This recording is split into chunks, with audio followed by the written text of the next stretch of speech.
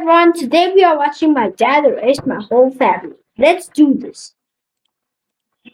At my mother's funeral, I screamed, "Daddy, why is Mommy trapped in that box? Because Mommy's in a better place now, honey. But why can't I see her?" At Grandpa's funeral, we got to see him and say goodbye. My mother had died suddenly the week before, and the only thing that had gotten me through it was believing I would get to see her one last time. Please, Daddy, I want to see her. Bro, let the child see. He knelt down and held my face. "The accident hurt her too much, sweetheart. But she's beautiful where she is now. I need you to be brave for me, okay, Duncan? You're my mom. You know your brother isn't as strong as you are." I nodded and held back my tears. The whole town came to the funeral. People I didn't know hugged my dad and told him how sorry they were and brought us food for weeks. My brother Nolan took it the hardest. He stopped talking and stopped going to school and locked himself in his room for days at a time. Dad told the neighbors Nolan was spiraling. He told everyone who asked that he was terrified of losing his son the way he'd lost his wife. A few years later, my dad sat me down at the kitchen table and took both my hands. His eyes were red and his voice was shaking. "Nolan is gone, baby." He heard his voice was shaking. "Nolan is gone, baby." Guys, he hurt himself Nolan last is night. gone. Nolan is gone. No. Nolan. The Mr. Beast guy. No. And he's gone. I screamed so loud the He was neighbors came supposed to running. be an Another actor funeral, for another Mr. closed casket. Beast. "Why can't I see him?" I begged, and my dad held me and said, "He's with Mom now. They're together, and we're going to be okay because we have each other." After that, it was just me and Dad. The whole town treated him like a saint. This poor broken man who buried his wife and his son and still got up every morning for his little girl. No, that's crazy. Why would Nolan know? Why Nolan? I grew up believing I was all he had left, and he made sure I never forgot it. Every time I talked about moving out or applying to a college more than an hour away, his face would go hollow, and he'd say, "You're all I have, Autumn. You're the only reason I get out of bed. Autumn. Please don't leave me alone." So I went to a college 30 minutes from home and called him every day and came home every weekend because how could I abandon the man who had already lost everything? I was in my 3rd year of pre-med when I called him on a Tuesday afternoon. "Hey, Dad, I've been thinking about switching my major to pre-law. One of my professors thinks I'd be a really good fit." The line went quiet for so long, I pulled the phone away to check if the call had dropped. "Dad, that's not what we agreed on." His voice was flat. What do you mean they didn't agree on that? She wants to do that for how long? No warmth, no curiosity, nothing. "We talked about this when you started Yeah, school. You're we going to be a talked doctor." about this. I know, but I really feel like law is where I belong. You belong in medical school because that is what we decided. Dad, it's my degree. Everything you have is because of me. I kept this family together when there was nothing left. I stayed for you, and this is how you repay me? By throwing away the plan? I told him we'd talk about it over the weekend and hung up feeling shaken in a way I couldn't explain. That night, I was asleep in my dorm when I woke up to a hand over my mouth and something wet and sharp-smelling pressed against my nose. Oh, that's I tried to poison. scream, and my voice died against the That's cloth. poison. I tried to grab the arm, and my fingers That's wouldn't close. poison. That's the room actually went sideways, and then it went dark. That's I woke up poison. on a thin mattress in a room I had never seen That's before. poison. White walls, fluorescent lights, That's poison. a door with a narrow window of wire mesh glass and no handle on the inside. That's I was poison. wearing cotton clothes that weren't mine, and there was a plastic bracelet on my wrist with my name and a What? patient number. I pounded on the door until a nurse Oh, opened he's it. in- "Where am I?" in the "You're at same Briarwood asylum. Psychiatric Center.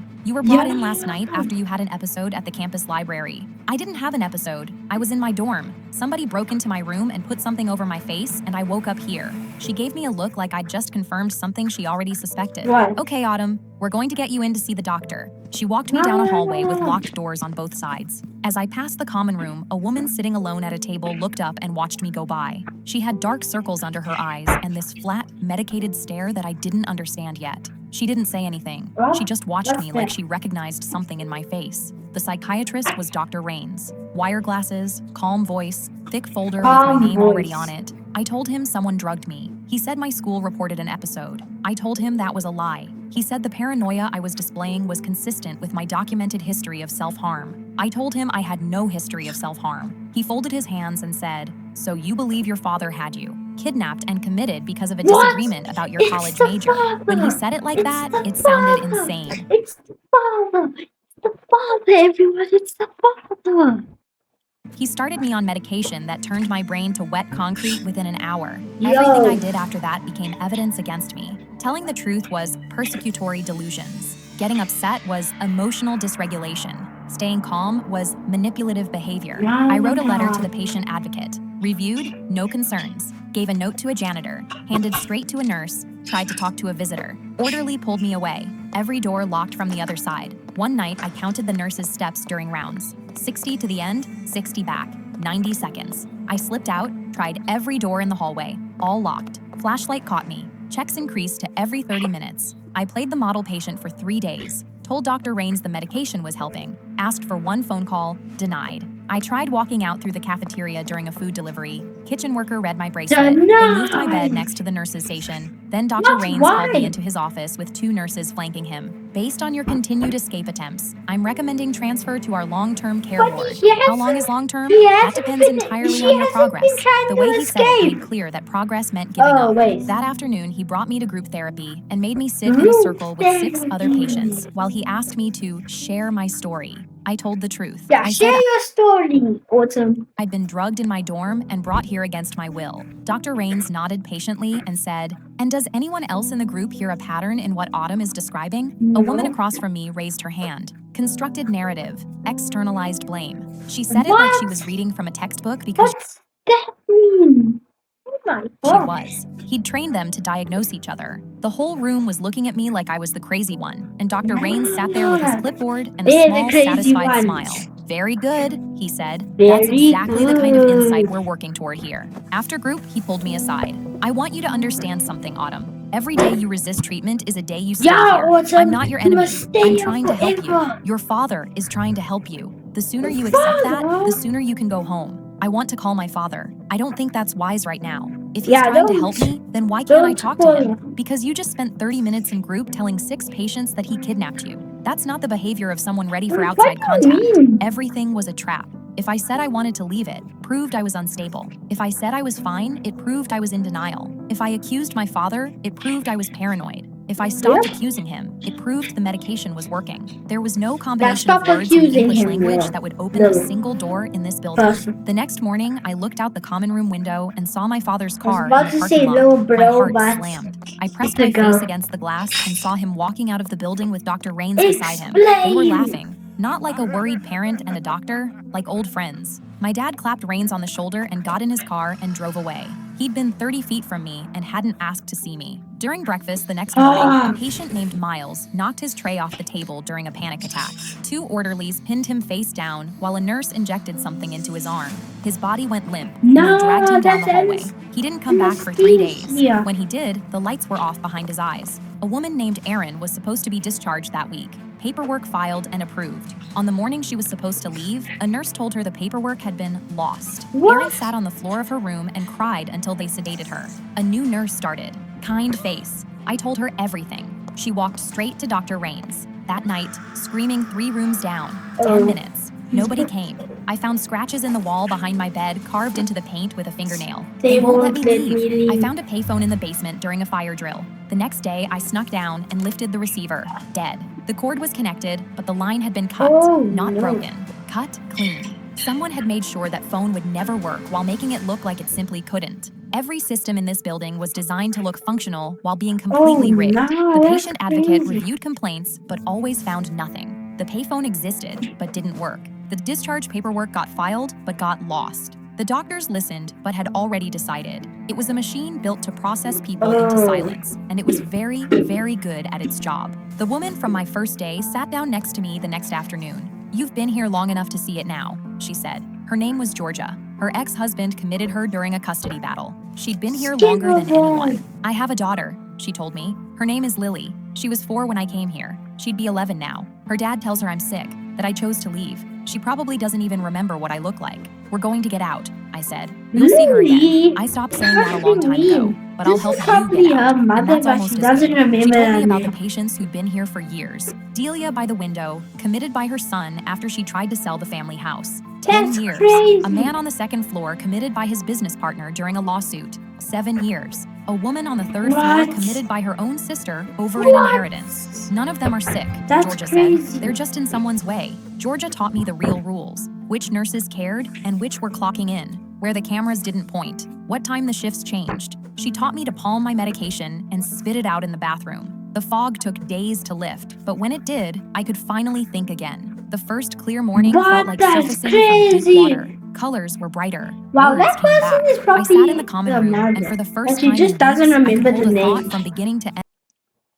Georgia sat across from me and watched Yeah, me come back to Georgia. myself and Sit smiled. across. There you are, she said. I was There worried I'd you lost are. you. We met in the common room every afternoon during the shift gap, Wow. pretending to play cards while she talked in a voice the cameras couldn't Pretending. pick up. Why do you help me? I asked her one Yeah, afternoon. why? Because when I came in here, I was you, screaming, begging, Nah, trying that's every door. crazy. Nobody helped me. It took That's 3 years to figure out what I'm crazy. teaching you in 3 weeks. She looked at the cards. And because someday someone is going to walk out of here and prove this place is what it is. It's not going to be me, but it might be you. It's going to be Yeah, both it of might us. be She her. smiled, and it was the saddest smile I'd ever seen. Deal the cards. Saddest I have a smile? daughter, How do you Lily. do a She was sad 4 when I came smile? here. She's 11 now. Explain Her dad how tells her you I'm do sick, a but I sad- chose to a leave. She sad probably doesn't smile. remember my face. We're getting Explain. out, I said. Both of us. You're getting out. I'm making sure of it. That's enough for me. Georgia told me about a woman 3 years ago who'd proved she was wrongfully committed. Had a lawyer, had evidence. Dr. Rains transferred her to Yeah, another she facility had- the day before her hearing.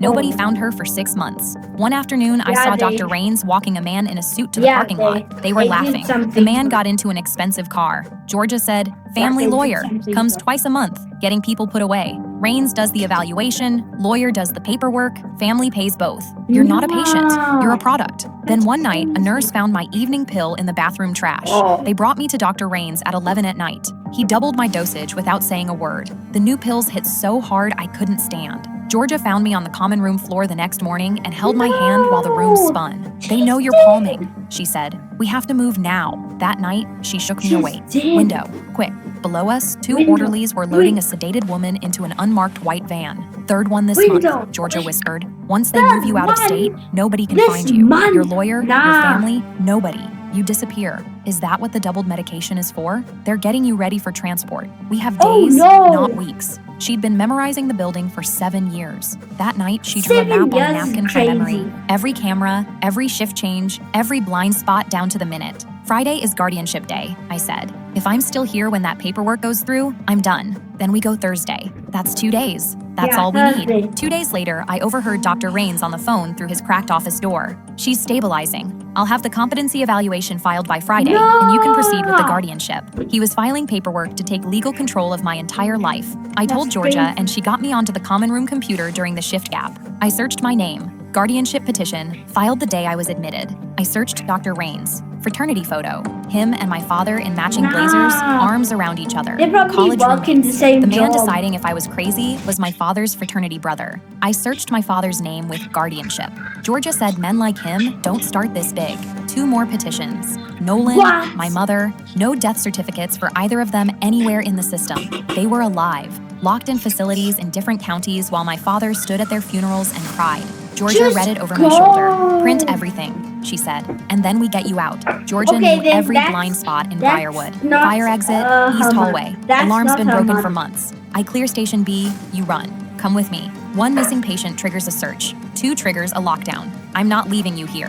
Yes, you are. Because Yes, if you you are. stay, they put Just you in that leave van her. and we both lose. If you go, you come back with a court order and I walk out the front door. She squeezed my hand. You want to be a lawyer? Go Yeah. be one. Wanna The next be a lawyer. afternoon, Georgia erupted in the common room. Trash can through a window, books off Run! shelves, screaming so loud the entire floor stopped. Staff came sprinting from every Run! direction because Georgia Run hadn't with raised your her voice the goofy entire run! time I'd known her, and the Run! eruption was terrifying. I walked down the east hallway. Don't run. If you run, you look like you're escaping. If you walk, you look like a patient going to an appointment. A nurse came around the corner. Where are you going? Dr. Rains asked to see me. She hesitated. I was 3 steps from the door. She started toward me. I slammed through the fire exit, took the stairs 3 at a time, burst into a parking lot. The sunlight was so bright after weeks of fluorescent that I ran blind for the What? first few steps. Can Chain link someone fence at really the be edge. that I'd never bright? climbed a fence Like, in my life, I'll but I do a grabbed it and went up, challenge. and the I'll do a metal bit into my challenge. palms, and Maybe my when slippers I'm- fell off in the when I'm links, like and I threw 25. myself over the top Maybe and when dropped I'm onto grass 25. and ran barefoot through a field and a tree line Yeah, and maybe out when onto I'm a road. 25. A car slowed next to me.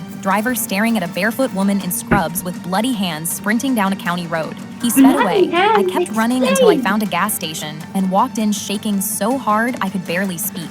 The woman behind the counter took one look at me, barefoot in scrubs with blood on my hands, and said, "Honey, are you okay? Can I use your phone? Please." I called my Aunt Karen. Dad locked me in a psych facility. Mom and Nolan are alive. I have proof. Come get me now. She didn't ask a single question. Where are you? Courthouse. I filed emergency motions in hospital scrubs and bare feet. A judge looked at the printouts, the guardianship petitions, the fraternity photo, 3 family members committed to 3 facilities by the same man with the same doctor signing every evaluation. He ordered an independent evaluation. The new doctor cleared me in 1 visit. We found Nolan in a facility hours away, thin and foggy. When they told him who I was, he stared at me like I was a ghost. Dad said you blamed me for Mom's death. He said you never wanted to see me again. I grabbed him and held on. Mom is alive. We're going to get her. Our mother was in a facility in another state. She'd been there the longest. When I walked in, she didn't recognize me. Her hair had grown back from whatever it had been when my father decided it was reason enough to erase her.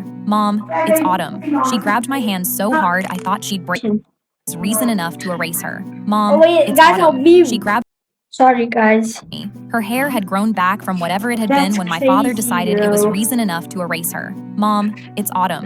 She grabbed my hand so hard I thought she'd break every bone. I told them someone would come. Every single day I said it, and they wrote it in my chart as a symptom. But I never stopped saying it. We drove to our father's house. I knocked with Nolan on my left and our mother on my right. He opened the door and went white. His dead wife, his dead son, his locked-up daughter. Hi, Dad. We're home. He tried to shut the door. Nolan put his foot in it. You told me my sister hated me. You told me Mom was dead. Our mother stepped forward and our father stumbled backward. I did what I had to do. What did Mom do? I screamed. He was shaking. She cut her hair. She went to a salon without telling me and came home looking like a completely different person. I knew what that meant. My mother's hand went slowly to her head. She touched her hair, the hair that had grown back over years in a facility. I got a haircut. I got a haircut because I wanted to try something new, and you told our children I was dead. And Nolan? I said. His jaw tightened. He wouldn't quit the band. He was failing school and smoking and running around with those kids from the neighborhood. And I told him to focus on his grades, and he told me no. He told you no? Nolan said. I was in a garage band. I was 16.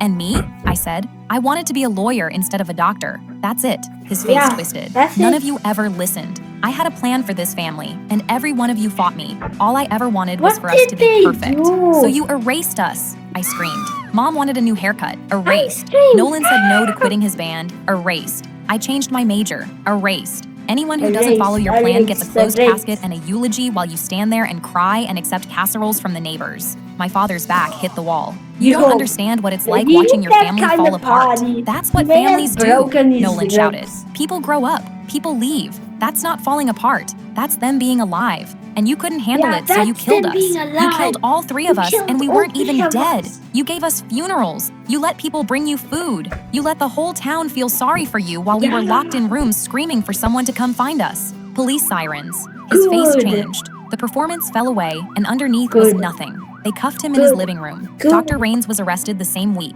I went back to school and switched to law. Graduated top of my class. The first case I took was Georgia's. 4 months later, she walked out of Briarwood into the parking lot and stood there looking up at the sky for a long time. How does it feel? I asked. Like I'm a person again, she said. A car pulled into the lot. A girl got out of the back seat. 11 years old. She stood by the car looking at Georgia like she was looking at a photograph that had come to life. Mom? Georgia made a sound I'd never heard a human being make. She dropped to her knees on the asphalt, and Lily ran to her, and they held each other in that parking lot while I stood there and cried. 7 years. 7 years in a building where nobody comes when you scream. I knew exactly how she felt. Okay, no, cancel. Good that I paused. Anyways, guys, like and subscribe to her story and his story. I was at the grocery store. They're good channels. Okay, guys, bye.